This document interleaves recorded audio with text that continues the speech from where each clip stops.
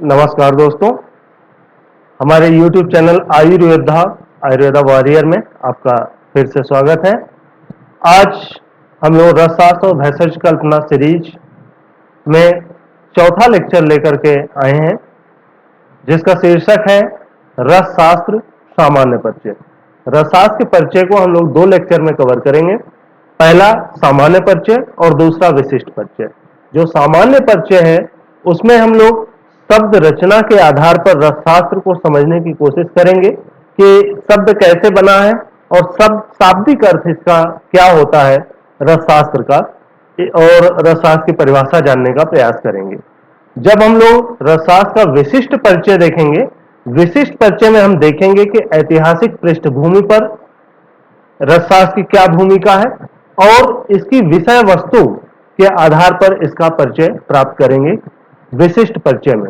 अगला लेक्चर जो होगा उसमें विशिष्ट परिचय पे बात करेंगे। इस लेक्चर में हम लोग रसशास्त्र का सामान्य परिचय, जो कि उसके शब्द रचना के आधार पर रसशास्त्र से परिचय प्राप्त करेंगे। तो आइए प्रारंभ करते हैं। सबसे पहले रसशास्त्र का विद्यार्थी होने के नाते हमें यह जान लेना चाहिए कि जो रस शास्त्र है ये एक शब्द है। ये रस और शास्त्र अलग अलग नहीं है। जैसा कि कई लोग रस और शास्त्र अलग अलग लिखते हैं, या विशेष रूप से जब अंग्रेजी में लिखते हैं इंग्लिश लैंग्वेज में, तो रस अलग लिखते हैं, शास्त्र अलग लिखते हैं। लोग कहते हैं RSBK लिखा जाता है, तो BK से जैसे भेषज और कल्पना अलग अलग है, वैसे ही रस शास्त्र में R और S से रस और शास्त्र अलग है। ऐसा नहीं है, एक शब्द के लिए भी जो कोडिंग है वो 2 लेटर्स की हो सकती है। जैसे हम देखते हैं पंजाब एक सिंगल शब्द है, लेकिन PB उसके लिए कोडिंग लिखा जाता है। तो रस शास्त्र एक सिंगल शब्द है, एक शब्द है, 2 शब्द नहीं है। ये सबसे पहले ध्यान देना है। रसशास्त्र की रचना अगर थोड़ा संस्कृत व्याकरण की ओर ले चलें तो तत्पुरुष समास इसमें लगा हुआ है। 2 पद हैं, एक पद है रस और एक पद है शास्त्र, और इसमें तत्पुरुष समास है। तत्पुरुष समास में हम जानते हैं कि जो उत्तर पद होता है वो प्रधान होता है और पूर्व पद अप्रधान होता है। और तत्पुरुष समास में भी ये संबंध तत्पुरुष समास है, षष्ठी विभक्ति का प्रयोग से बना है। जैसे रस में रस की षष्ठी विभक्ति है रसस्य, रसस्य शास्त्र, रस शास्त्र मीन्स रसस्य, रस का जो शास्त्र है वो रस शास्त्र है। तो अगर इसकी शाब्दिक अर्थ देखें रस शास्त्र का, तो रस का शास्त्र, तो रस कुछ होता है, आगे हम लोग डिस्कस करेंगे, खोजेंगे कि रस क्या है, और उसका शास्त्र जो है वो रस शास्त्र है। रस के बारे में अगर विचार करें तो 2 अक्षर से मिलकर बना है र और स। र का अर्थ भाव है, स का अर्थ उपस्थिति है। जहां पे भी भाव की उपस्थिति हो उसे रस कहेंगे। और रस की निष्पत्ति अगर देखें तो रस धातु में अच प्रत्यय लगने से रस बनता है। इस रस धातु का 4 अर्थों में प्रयोग होता है। एक तो सार तत्व, सर्वोत्तम के रेफरेंस में कि जो बेस्ट है, सुप्रीम है, उसके लिए रस का प्रयोग करते हैं। दूसरा आनंद रूप में, जिससे आनंद प्राप्त होता है, उसको रस बोलते हैं। और तीसरा अवयव तत्व, किसी का घटक है या किसी को अपने में समाहित कर लेता है, उसको रस बोलते हैं। चौथा तरल रूप में, मतलब जिसमें भी तरलता है, फ्लूइडिटी है, उसको रस बोलेंगे। तो रस से जो तात्पर्य है, ये 4 अर्थों में इसका प्रयोग हो सकता है। और भक्ति रस शास्त्र में ऐसा कहा गया है कि रस अंतःकरण की शक्ति जो है रस है। जो भाव की उपस्थिति है वह रस है, और वही भाव कर्म और गुण में परिणत होता है। अगर वह भाव किसी वस्तु में है तो उसके गुण से परिलक्षित होगा, किसी प्रक्रिया का भाव है तो वो उसके कर्म से परिलक्षित होगा। संस्कृत साहित्य में अगर देखें तो रस बहुत सारे अर्थों में प्रयुक्त हुआ है। यहां पर कुछ संदर्भ दिए हैं, मुद्रा राक्षस, मेघदूतम, कुमार संगमम इत्यादि के। इन सभी में जो रस का प्रयोग हुआ है वो रस या तो प्रेम के अर्थ में हुआ है, आनंद के अर्थ में हुआ है, रुचि के अर्थ में हुआ है। इन सभी अर्थों में प्रयोग हुआ है। इसके अतिरिक्त हम देखें तो रसोपनिषद कहता है यथा रसस तथा आत्मा, यथा आत्मा तथा रसा, मतलब जो रस है वही आत्मा है। मतलब रस और आत्मा में समानता देखी है रसोपनिषदकार ने। और उन्होंने कहा है कि जो आत्मज्ञानी है वो रस तत्वज्ञ के समकक्ष है और दोनों ही सूक्ष्मदर्शी होते हैं, दोनों माइन्यूट ऑब्जर्वर होते हैं, बारीकी से चीजों को देखने वाले होते हैं। तो रस का अर्थ आत्मा से भी साहित्य में है, संस्कृत साहित्य में।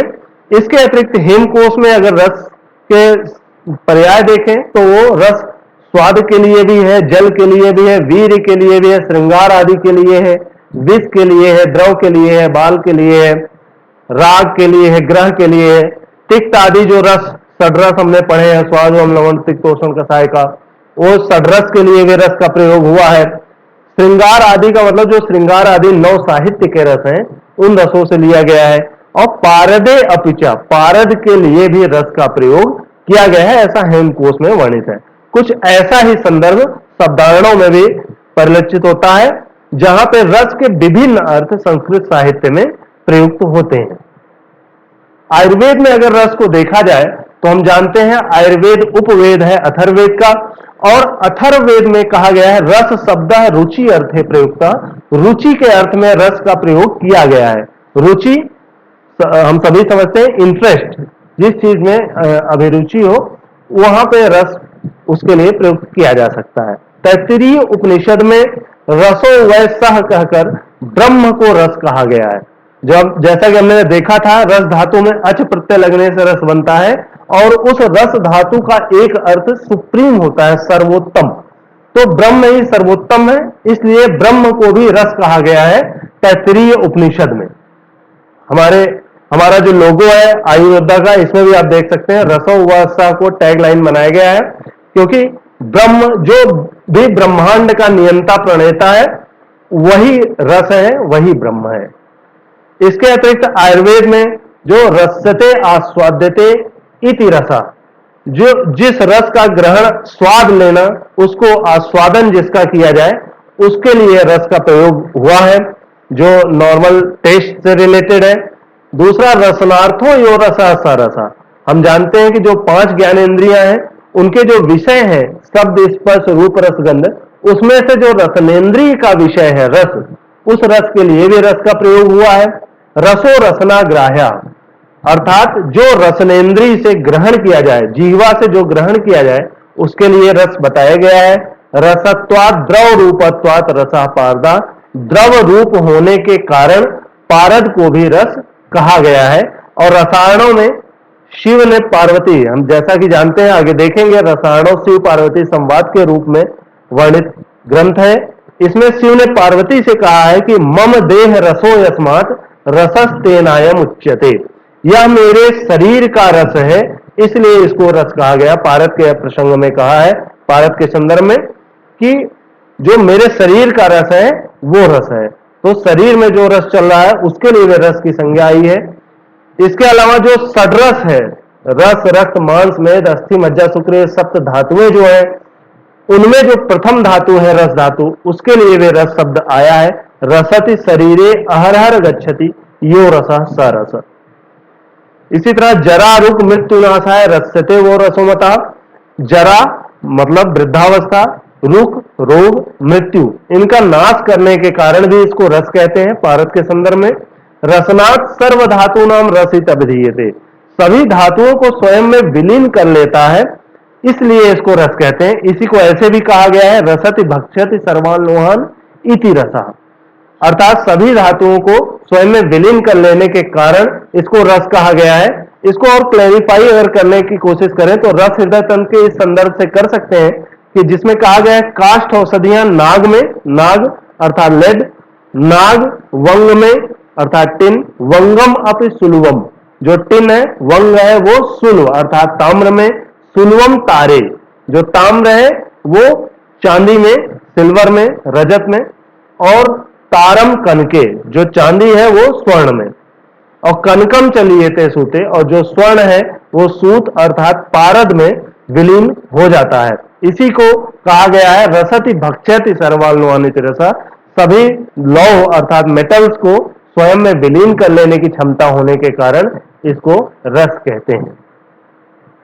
अब पारद के लिए रस कहा गया है तो कैसे उसकी विभिन्न रेफरेंसेस को हम लोग समझ सकते हैं कि क्यों रस कहा गया होगा। तो जैसा कि हम जानते हैं कि रस का अर्थ चार अर्थों में प्रयोग होता है। एक है सार तत्व या सर्वोत्तम, मीन सुप्रीम के लिए है। दूसरा है आनंद रूप, जिससे आनंद प्राप्त हो। तीसरा है अवयव तत्व, जो किसी को अवयव युक्त कर ले या स्वयं अवयव हो। और चौथा है तरल रूप, जिसमें फ्लूइडिटी हो, तरलता हो वो। तो ये चारों ही गुण पारद में पाए जाते हैं अलग अलग संदर्भों में। इसको हम देख सकते हैं। आप इन संदर्भों में देख सकते हैं जो भी हरे रंग से दिख रहे हैं, आगे आएंगे, वो सार तत्व है सर्वोत्तम अर्थ में, उसको लिया जा सकता है। जो लाल रंग से है वो आनंद रूप में, उसका अर्थ लिया जा सकता है। जो नीले रंग से है वो अवयव तत्व के रूप में अर्थ लिया जा सकता है। और जो पीले रंग से है वो तरलता रूप को प्रदर्शित करता है। तो इन पर हम लोग आगे इन परिभाषाओं पे बात करेंगे, लेकिन बस इतना समझ लें, जैसे रसनाथ सर्व धातु नाम रसित अभिधीते, सभी धातुओं को स्वयं में विलीन कर लेता है, तो ये अवयव तत्व के अर्थ में लिया गया है। इसी तरह रसत्वात द्रव रूपत्वात रसापारदा, द्रव रूप होने के कारण इसको पारद को रस कहा गया है, तो ये तरल रूप वाले अर्थ में लिया जा सकता है। इस तरह से और भी अनेक अर्थ हैं। जितने भी संदर्भ आए हैं पारद के लिए, जहां जहां रस कहा गया है, वो इन्हीं चारों अर्थों से उनकी व्याख्या की जा सकती है।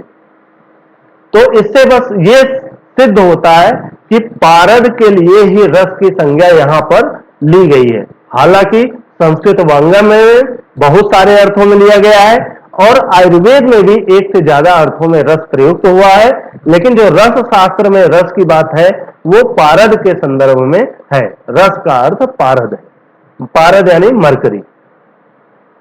अब शास्त्र पे बात करें अगर, तो शास्त्र जो शब्द है वो सास स्ट्रन प्रत्यय लगने से बना है। सास धातु में स्ट्रन प्रत्यय लगने से सासु अनुशिष्टौ से बनता है। सासु अनुशिष्टौ का अर्थ आज्ञा, समादेश, नियम या विधि के अर्थ में होता है, अर्थात किसी आज्ञा का पालन करना।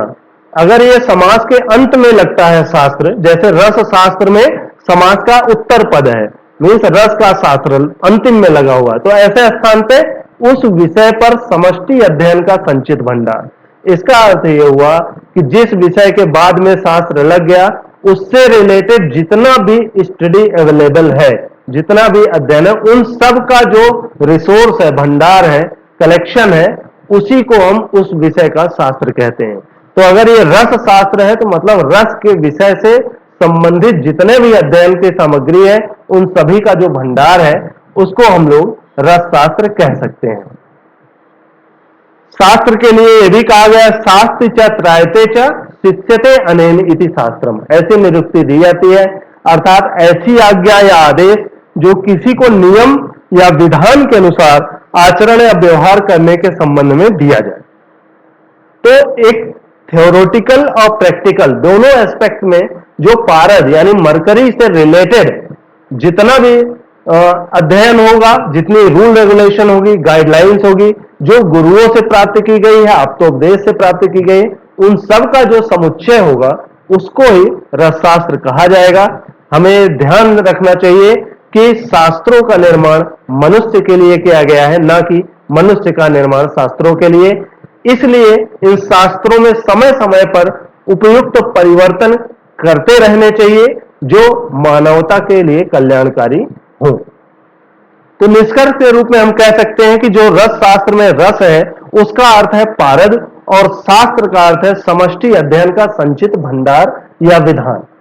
इसी दोनों को देखते हुए आचार्य सिद्धिनंदन मिश्र ने रसशास्त्र को इस तरह से परिभाषित किया है, और बहुत इंपॉर्टेंट है बीएमएस के स्टूडेंट्स के लिए कि ये परिभाषा याद रखें। वाइवा में, इंटरव्यू में कई जगह पूछा जा सकता है कि भाई रसशास्त्र के विद्यार्थी हो तो रसशास्त्र की परिभाषा बताओ, तो और कहीं ऐसी लिखी हुई परिभाषा तो नहीं है।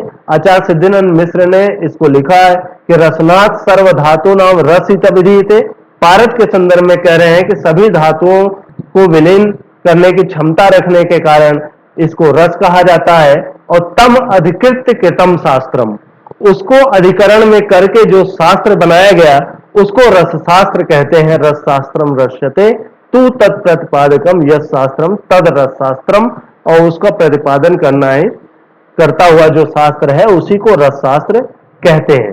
तो इस तरह से हम लोगों ने रसशास्त्र का सामान्य परिचय प्राप्त किया है। केवल उसके शाब्दिक अर्थ के आधार पर हमने प्रयास किया है कि रसशास्त्र का परिचय प्राप्त करें। जब इसका विशिष्ट परिचय हम देखेंगे उसमें इसकी ऐतिहासिक पृष्ठभूमि, और रसशास्त्र में यह भी कहा गया है यथा लोहे तथा देहे कर्तव्य सूत का सदा।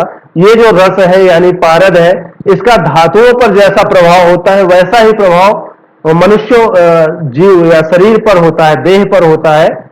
इसीलिए इसमें धातुवाद और देहवाद दोनों की बात की जाती है। और हमारा जो रसशास्त्र का इतिहास है दोनों ही विधाओं में, चाहे देहवाद हो चाहे धातुवाद हो, दोनों ही विधाओं में बहुत ही समुन्नत था। तो उससे संबंधित जो बात है और रसशास्त्र की विषय वस्तु क्या होती है, इसको हम लोग रसशास्त्र के परिचय के विशिष्ट परिचय वाले भाग में यानी अगले लेक्चर में इसको प्राप्त करेंगे। तब तक के लिए धन्यवाद। आप आयुर्योद्धा चैनल आयुर्वेदा वॉरियर को सब्सक्राइब करिए ज्यादा से ज्यादा, जिससे मनोबल हमारा बढ़ सके और हम और तेजी से और अच्छा प्रयास कर सके ज्यादा से ज्यादा ज्ञान प्रसारित करने का। तब तक के लिए धन्यवाद।